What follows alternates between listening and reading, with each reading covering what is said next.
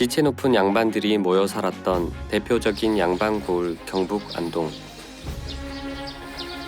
예와 의를 중시하던 양반들에게 최고의 가치로 여겨졌던 것은 유학과 유교 사상이었습니다. 성리학이 아닌 사상과 학문은 옳지 못한 것으로 여기고 배척했던 양반들. 이런 곳에 서양 종교로 여겨졌던 기독교가 어떻게 뿌리 내릴 수 있었을까요?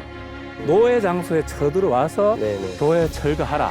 교회 믿으면 양반이 완전히 쌍놈이 되는 거지 뭐.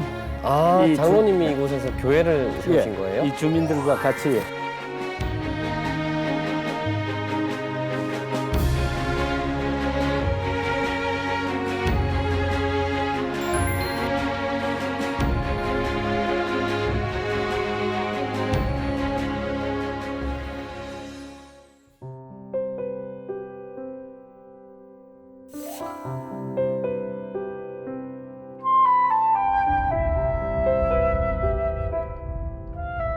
안동 하회마을의 끝자락, 키가 큰 노송들이 빼곡히 우거진 숲이 병풍처럼 자리하고 있습니다. 높이 뻗은 소나무들 사이에서 양반들의 고든 절개와 높은 기세가 느껴지는 듯 했는데요. 이 숲은 마을로 불어오는 바람을 막기 위해 아주 오래전에 만들어졌다고 합니다. 거센 바람을 온몸으로 막아내며 꿋꿋이 서 있는 노송들처럼 이곳 안동에는 복음 전파와 신앙 계승을 위해 온몸을 던졌던 믿음의 선배들이 있습니다. 그들을 만나러 가보겠습니다.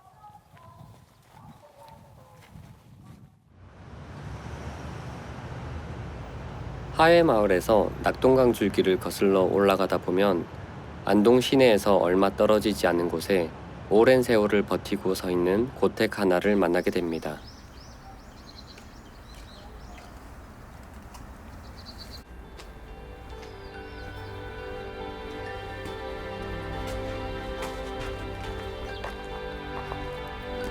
와. 이곳 임천각은 우리나라에서 현존하는 가장 큰 규모의 살림집이라고 하는데요. 그 역사가 무려 500년이라고 합니다. 99칸 규모였던 임천각은 일본의 강제 철거로 인해 현재는 60여 칸만 남아 있습니다.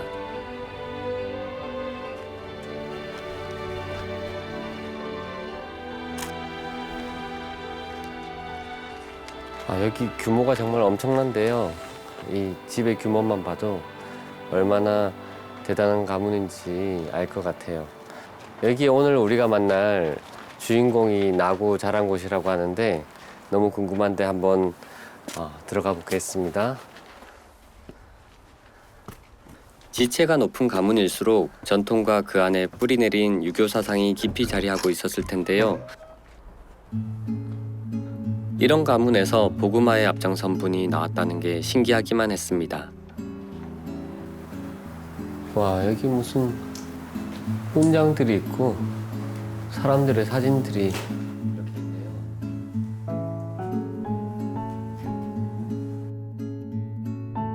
벽에 걸린 증서들은 일제의 강제 점거에 대항했던 독립운동가들의 훈장증이었습니다.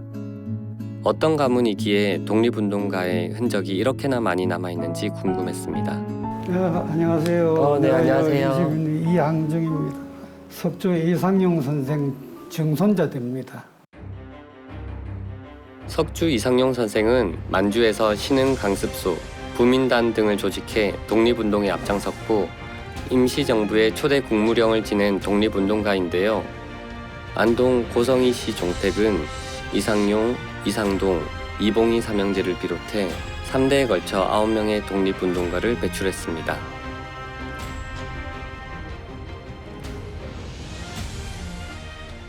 선생님, 제가 여기 임천각에 올 때요. 안동 지역에 기독교 전파에 큰 어떤 공헌을 한 분이 계시다라고 얘기를 들었었거든요. 예. 여기 요 두 번째 있는 분이 기독교에 아주 초창기에 있는 이상동 장로님이시거든요. 아, 이분이신가요? 예. 이분은 어떤 분이신가요? 예. 이분은 교회 장로지만 그 당시에 최고 학자였습니다. 네. 당대 영남 지역의 최고의 학자이자 가장 큰 선비였던 이상동. 이분이 오늘 우리가 만날 첫사람입니다. 이상동 장로님은 어떻게 신앙을 갖게 되었나요? 집에 요 강의를 가는 게요 나르거든요. 여기가 이제 아무래도 좀 네. 번화하게 되고 사람이 많은데 둘째 아들이 가가지고 책을 하나 구해왔는데 그것이 이제 마가복음인데 그 당시에 이제 그 외국 문물을 안 그래도 목말라 하는 분들이 네네. 그걸 갖다 놓고 쭉 전부 다 읽어 보니까 뜻이 깊어 해가지고 이제 참 전도하는 사람 없이 사상을 받아 들어가는. 본인이 성경을 읽고 예수님을 믿게 그렇죠. 되었네요.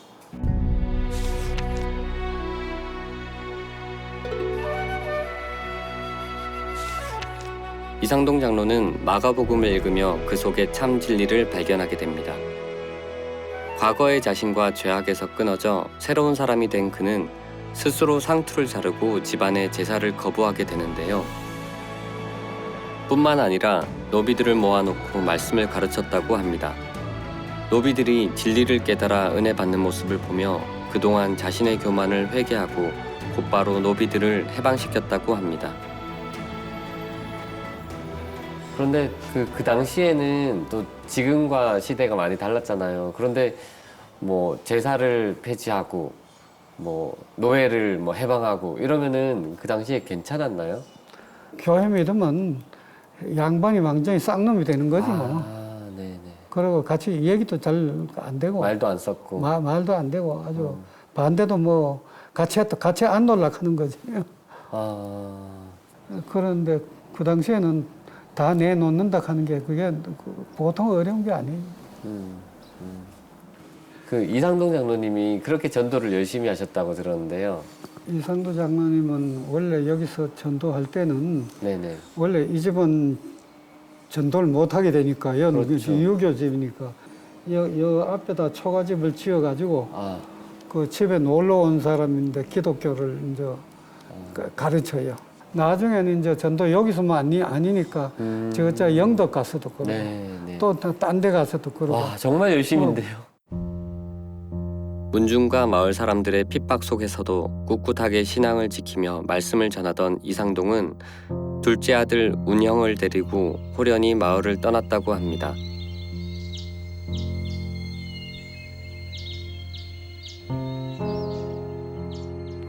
영양군 석보면 산골마을, 그의 흔적을 찾아 이상동 장로를 연구하신 임만조 장로님과 함께 그곳으로 향했습니다. 장로님 여기 완전히 산꼭대기인데요. 이게? 예. 아이고 옛날에는 아주 깊은 산중이죠. 네네. 참 호랑이가 사는 그런 곳에 와서 이렇게 오늘날 왔다는 거는 참 감기무량합니다. 와 장로님 저기 산꼭대기랑 저희랑 같은 높이에요. 맞습니다. 여기가 굉장히 높은 곳입니다. 와 여기 저 완전 산꼭대기인데. 아랫동네까지 가자면 너무너무 많이 걸어야 되고. 장로님 그러면 포상마을하고 이상동 장로님하고 어떤 관계가 있는 거예요? 이상동 장로님은 그 옛날에 네. 여기에 들어와서 포산교회를 설립을 하고 이 장로님이 네. 이곳에서 교회를 세우신 거예요? 이 주민들과 같이 이 포산교회를 운영하면서 살았죠. 편안하고 풍요로운 삶이 보장된 양반의 삶을 포기하고 산골에서의 가난하고 공고한 삶을 선택했던 이상동 장로. 반갑습니다. 포산에서 나고 자라 포산교회에서 신앙을 키워온 박호곤 장로님을 만날 수 있었는데요. 그분을 통해 당시 교회의 이야기를 들을 수 있었습니다. 와, 여긴 뭐 완전 밀림 같으네요. 여기는 아마 뭐 사람 나온 지가 오래돼가지고 있어 나온 지가 뭐 완전히 참 밀린 거죠. 한번 보세요. 여기가 이제 이상동 장로님 첫 그 이제 그 선교지 첫 선교지 예배드린 자리. 여기가 예배터인가요? 예, 예배터지. 여기가 처음 예배 드렸던 예배터라는 거죠? 예배터입니다. 여기. 굉장히 뜻깊은 곳입니다. 그러네요. 이곳에 움막을 짓고 생활하며 낮에는 예배당을 짓고 해가 지면 전도를 했던 이상동과 아들 운영.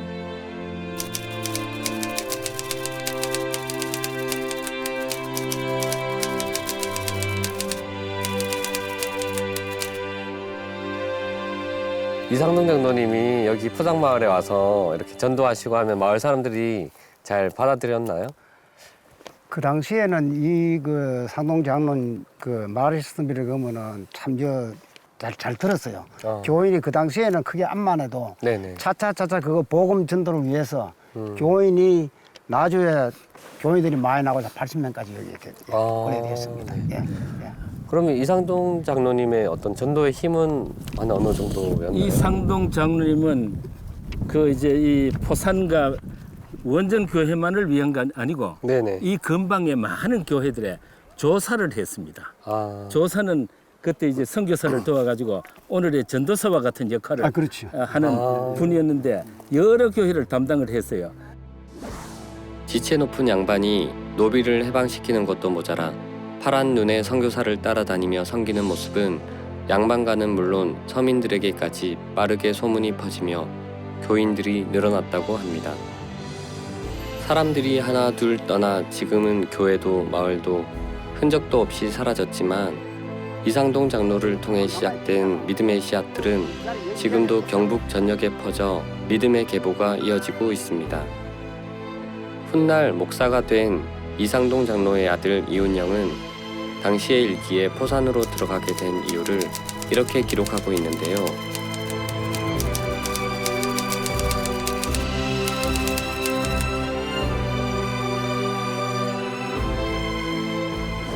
일본의 국권 침탈이 날로 거세지자 나라를 지킬 힘인 믿음의 용사들을 길러내고 때를 기다리기 위해 숨어 사는 삶을 선택한 이상동 장로.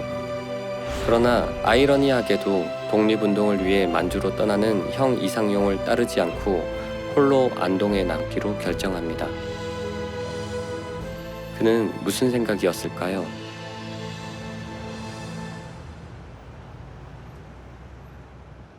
장로님 그러면은 그 다른 가족들이 다 만주로 떠났잖아요. 예. 그런데 이상동 장로님은 예. 왜 안동에 남으신 걸까요?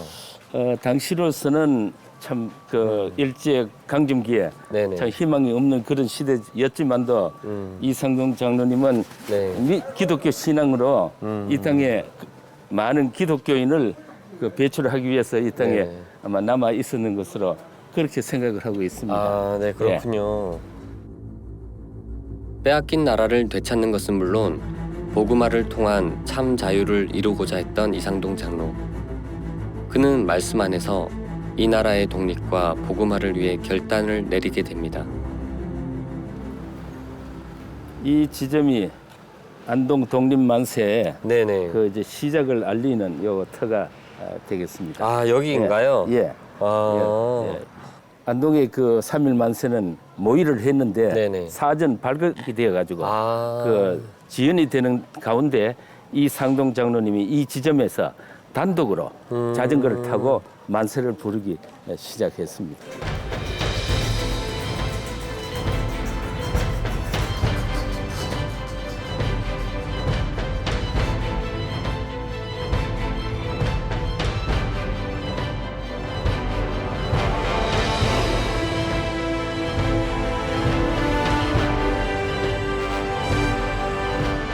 일본 경찰에 체포된 그는 재판장에서 이와 같은 말을 남겼다고 합니다.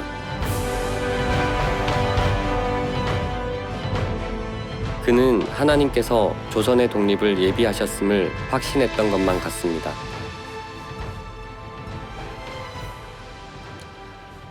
(1919년 3월 13일) 안동시장에서 벌인 만세운동 1인 시위로 인해 이상동 장로는 1년 6개월의 형을 언도받게 됩니다. 무산될 뻔했었던 안동 지역의 만세운동은 이로 인해 커다란 불이 지펴지고 그 이후로 13차례의 만세운동이 일어나게 됩니다. 혹독한 고문이 끊이지 않았던 형무소에서의 시간. 하나님은 그 시간을 통해 이상동에게 젊은 유생들의 가슴에 복음의 씨앗을 심게 하셨습니다.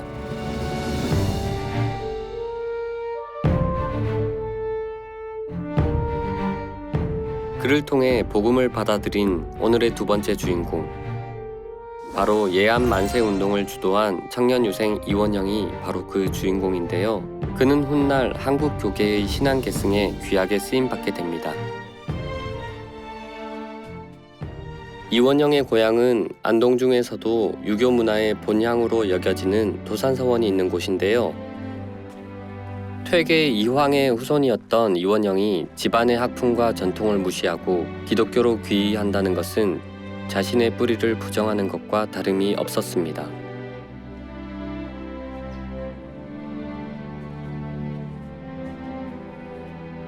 수감 생활을 마치고 그리스도인이 되어 돌아온 청년 이원영은 어떤 삶을 살았을까요? 이원영 정신문화 계승 사업회의 강정구 목사님을 통해 이후의 삶에 대해 들을 수 있었습니다. 목사님, 여기는 어디인가요? 여기가 여기 앞에 보이는 데가 네네네. 여기가 도산소원이 있는 그 장소입니다. 도산소원이 있는 장소고 저 위쪽이 원촌 동네인데 네네네. 목사님이 감옥에서 나오시고 출獄하시고 난 다음에 교회를 세우려고 했는데 그 집안이 반대를 합니다. 문중이 반대를 해서 섬촌으로 내려와서 네. 섬촌에 교회를 세우게 되죠. 지금 저희들은 이제 섬촌교회 자리 거기로 이제 들어가고 있는 겁니다. 저희가 그러면 섬천교회 터를 가고 있는 건가요? 예, 맞습니다. 예, 네. 예. 추록 후 이원영은 자신의 마을에서 전도 중인 이상동 장로를 다시 만나게 되면서 형무소 신앙의 동기들과 함께 도산서원이 건너 보이는 섬촌 마을에 교회를 세웠다고 합니다.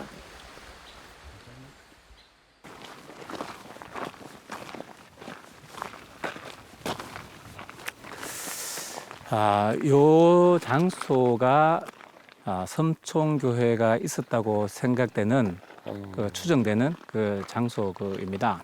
여기가 예. 섬천교회 교회 터라는 거죠? 예, 여기에 팔각정으로 교회의 모습이 존재했고 그리고 그 교회의 지붕은 이제 함석으로 덮여져 있는 그런 교회였습니다. 그러면 여기 섬천교회의 어떤 사역은 어떤 것이었나요? 예, 선비들은 양반들은 공부를 하는데 네네네. 아랫사람들 상민들은 공부를 할 수가 없었습니다. 네네네. 그 공부를 할 수 없는 그 상민들을 위해서 그 이원영 목사님이 섬천교회를 세웠고 야학을 세운 거죠. 자, 이렇게 이제 교회가 세워졌을 때 네네. 이곳에 그 문중 사람들이 교회를 그대로 두지 않았습니다. 엄청나게 핍박했겠네요. 엄청난 핍박이 들어왔죠. 유교 사상의 중심에 교회를 세운 것도 모자라 야학까지 열면서 유림들과 이원영의 갈등의 골은 점점 더 깊어져만 갔습니다. 제2회 경안노회가 만촌교회에서 있었는데 그때 문의 사람들이 이 교회를 그대로 둘 수 없다. 그렇게 결의를 하고 노예 장소에 쳐들어와서 네네. 교회 철거하라. 고성을 지르면서 옥신각신하는 그런 일이 일어났습니다. 네네. 그리고 그 이후에 실제로 교회를 해파하기도 했고요. 네.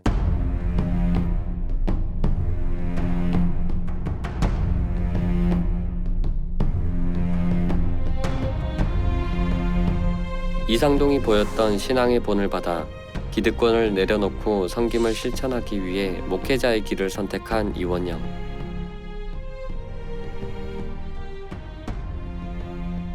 이상동 장로는 안동교회가 분립할 당시 이원영 목사를 당회장으로 청빙하며 두 사람의 사역의 끈이 다시 한번 이어졌는데요. 그 중에 이원영 목사가 가장 오랫동안 심우했던 안동 서부교회를 찾아가 봤습니다.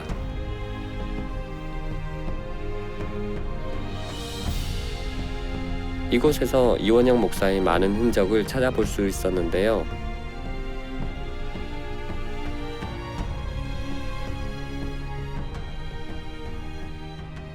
이원영 목사님은 성도들에게 어떤 모습으로 비춰주셨나요? 우리 성도님들이 우리 목사님을 기억하기를 그저 앞만 보고 이렇게 가셨던 분이다 이런 생각을 하고 있어요. 네네. 말씀에 중점을 두면서 네네. 그 말씀이 오늘 이 시대에 우리가 어떻게 살아야 될 것인가에 대해서 분명하게 말씀을 해주셨다고 합니다. 특별히 신사참배 문제 때문에 옥고를 너무 많이 치루었죠.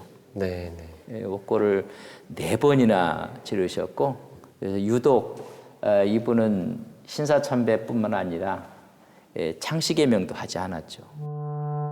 일본의 황민화 정책을 거부했다는 이유로 목사직을 사면당하고 7년에 걸쳐 4차례나 수감되며 모진 고문을 당했던 산순교자 이원영 목사. 그는 광복이 되어서야 직과 교회로 돌아올 수 있었고 성치 않은 몸이었지만 교회를 다시 세우는 일에 발벗고 나섰다고 합니다. 그러면 다시 돌아온 교회에는 신사참배를 한 분들과 하지 않은 분들이 다 같이 모여 있지 않나요? 그거에 대해서 문제가 없었던 곳이 이 안동입니다. 아, 네네. 그때 목사님은 그런 말씀을 하셨어요.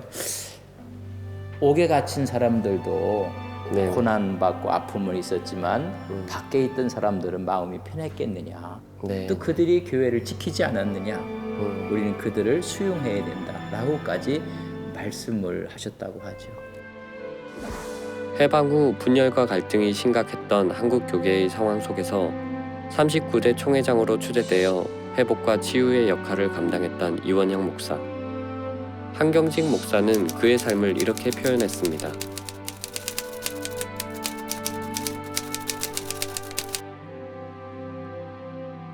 그래서 교회뿐만 아니라 이 지역의 성서학원도 네네. 성서학원 출신들이 한국 교회에 훌륭한 분들이 너무 많습니다. 네네.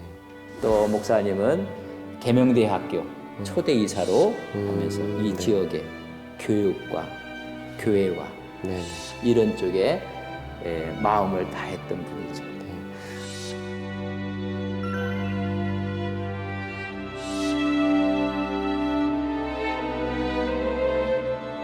목사이자 스승으로 신행일치의 삶을 보였던 이원영 목사. 가족들이 기억하는 아버지 이원영은 어떤 모습일지 따님들을 만나 이야기를 들어봤습니다. 아버지가 신사참배를 하고 꼭지에 계시다가 나오셨고 교회 다 사면되고 학교 사면되고 그래서 갈 곳이 없고 집도 없어 이럴 때에 오구사를 고를 갔던데 우리 식구 딸 6하고 아들 얼라난 아들하고 이렇게 거기 살았어요. 아주 사람이 인적이 드문 곳. 신사참배 거부로 요시찰 인물이 되어 산속에 살며 감시를 받아야 했습니다. 이원영 목사는 혹시 자녀들이 신사참배로 하나님의 말씀을 범하게 될까봐 학교도 보내지 않았습니다. 그러면 이원영 목사님이 순사들한테 잡혀갔었잖아요. 네. 그때 상황들은 어땠었나요? 그 오복서거리 깜깜한데 우리는 그때 전기 수도도 없었을 때 촛불을 켜놓고 아침 저녁으로 예배를 드렸어요. 네네. 쭉 빙 돌아서 예배를 드렸는데 어느 날 문을 확 열더니만 저벅저벅 신고 들어와서 아버지를 탁 체포하는 거예요. 체포해가지고 아버지는 그래도 어디 나가니 꼭 두루마기를 입으시더라고. 흰 두루마기를 입으시는데 팔을 뒤로 딱 해가지고 놓고 딱 묶어가지고 앞뒤에 일본 승용에서 아버지를 데려갔어요. 아버지도 우리 식구들은 전부 다 울고 말이지 뒤를 따라가는 그런 기억이 지금도 생생해요. 자신의 고난뿐 아니라 가족들의 아픔을 감수하고서라도 신앙을 지키고 사셨던 아버지. 아버지셨던 이원영 목사님은 어떤 아버지셨어요?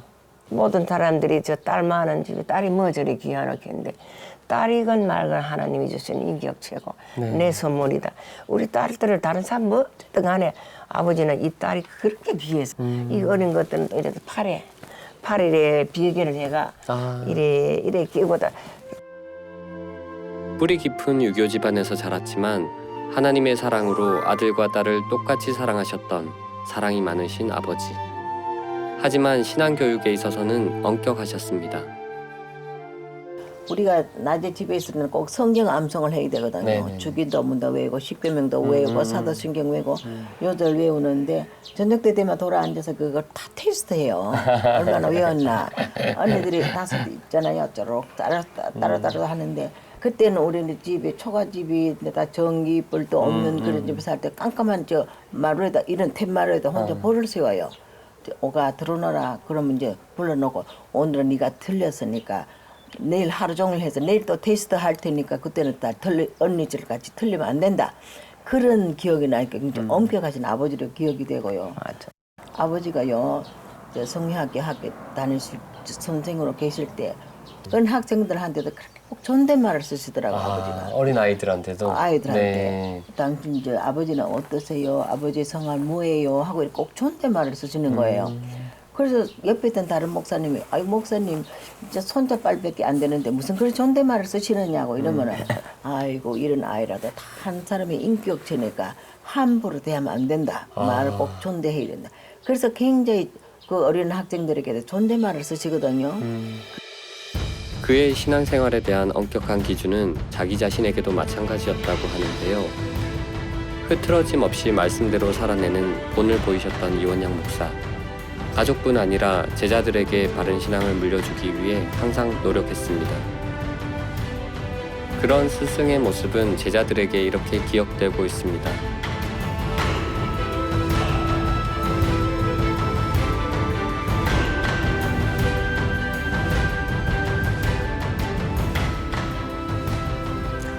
그러면 목사님이 73세에 돌아가셨다라고 들었는데요. 마지막 모습 혹시 기억하세요? 네. 집에 계시면서 항상 이렇게 이제 강의도 못 하시니까 바깥을 내다보고 주여 주여 소리를 늘 하셨어요.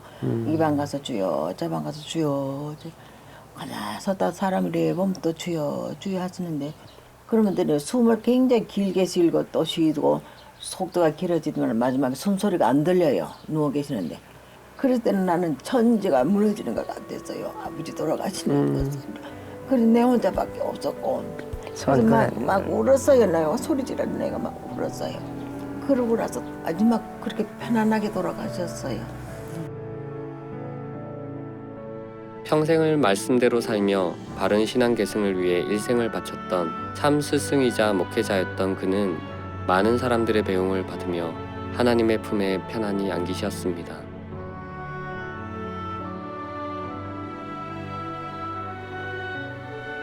유학과 유교의 뿌리가 깊은 양반고을 안동. 사람의 귀함과 천함을 구분짓던 문화 속에서 진리를 깨달아 스스로를 낮추고 신앙의 본을 보이며 살았던 그들. 신앙 앞에 물러섬이 없었던 두 믿음의 선배들.